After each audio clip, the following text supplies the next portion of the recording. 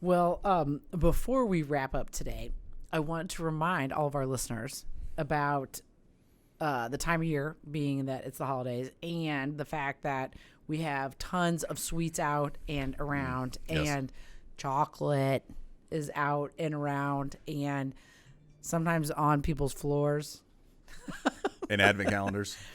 in the form of advent calendars. If you have creative dogs or dogs that have good noses, they will find your stuff. So, we have had clients with pets, unfortunately, pass away from chocolate toxicity.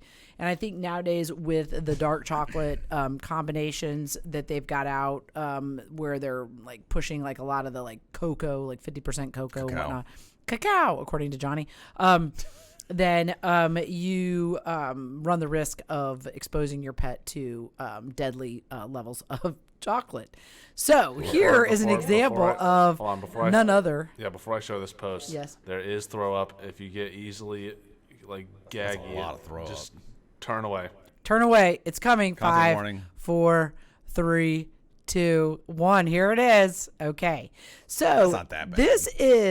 this is none other than Harrison's dog and Madeline's dog, Annie. She decided she was going to eat an entire advent calendar worth of chocolate on the first day of December. Right. She's like, why wait to the 25th? Fast forwarded, yep. Why wait? I'm just eating it all now. Like I'm going to ask for forgiveness later. So she ate the entire advent calendar. Luckily, Madeline's sister was up and was home as well visiting. Right. And so they found that she had eaten the advent calendar, all the chocolate. She looks really sad. She had to give it all back. And so we made her vomit using apomorphine. And I will tell you, I was the one back there that vomit did not smell like vomit. It smelled like warm chocolate. That's how did much it? chocolate she ate. Wow. It was liquid chocolate, just warm. And meanwhile, Warm liquid chocolate. They had to do that and Moose. Yeah, Moose. And then Moose, Moose. my other dog, my wiener dog, also Yep. participated, but not nearly as much as Annie. So I felt really bad because he threw up once and it was all out. But then he kept doing it, kept throwing up, and another one was coming out. And I was like, I'm so sorry.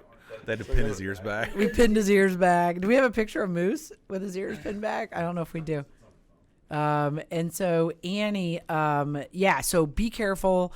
You know, the rule of thumb would be that the dog can vomit about 60% of their stomach contents when they vomit, like with a toxicity like that. So you need to be really careful with having those types of products around. Milk chocolate, not nearly an issue. They have to consume a large volume of milk chocolate. It's really the dark chocolate.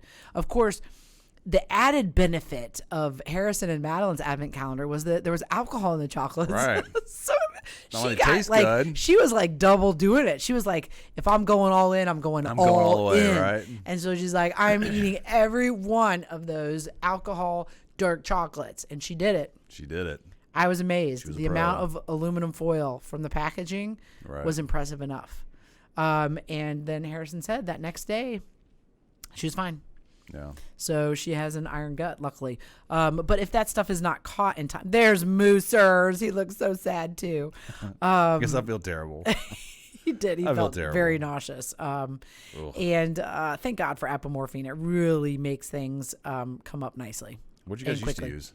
Hydrogen peroxide. I remember that. You know, but we've used apomorphine for quite a long period of time. But it, in not everything you want to make a dog vomit, but in this case, we definitely, Annie would have been at a toxic level of chocolate had we not made her vomit. So I think that having that is very beneficial for our clients. So that's a classic picture. So if you can find it early enough, then, you know, make sure you call us. Make sure you ask. We're happy to answer questions about whether or not it's something you can need to be concerned about. But then also, the ASPCA has veterinary board certified toxicologists. I cannot recommend them enough. They are amazing. And so you specifically will talk to a veterinary toxicologist. They're awesome. They are board certified in veterinary toxicology and they know what they're doing. If you have a question about something your pet has ingested, they are a great resource. Right. It's worth the however many dollars. I think it's $70. I don't know, to talk to them. It is worth it. If you have a microchip from Home Again, then your calls to the ASPCA, to the poison control line, are free. So if you have a Home Again microchip, then you have the added benefit of those calls being free.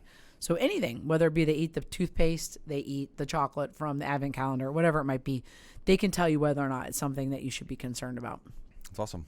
So that's a plug for. Well, what's the time frame? Is like after a dog eats an amount of chocolate like Annie? What's the time frame? Like, I mean, really, you really want to get that out of their stomach within an hour because a lot of it starts moving through their system. Right. So we use an hour usually time frame. I think one of the things that, I mean, we've had this experience, not this specific experience, but just the dogs getting into stuff. If they can get into it, they will. Oh yeah. I mean, if they have if access, they can smell it, there are some dogs that just have such good noses. Yeah. I mean, they can find stuff that you would not. You're like, I cannot believe there's something there. And if they're on it, there's something there. Right. There's no reason for them other than their nose to be thinking that there's something there. Right. And so they'll find it. They will. And they find will. it. And they'll get into it and Yep. cause a problem. Expect the So- unexpected sometimes with those, and take the few extra steps to secure Yeah, to whatever be cautious. toxic material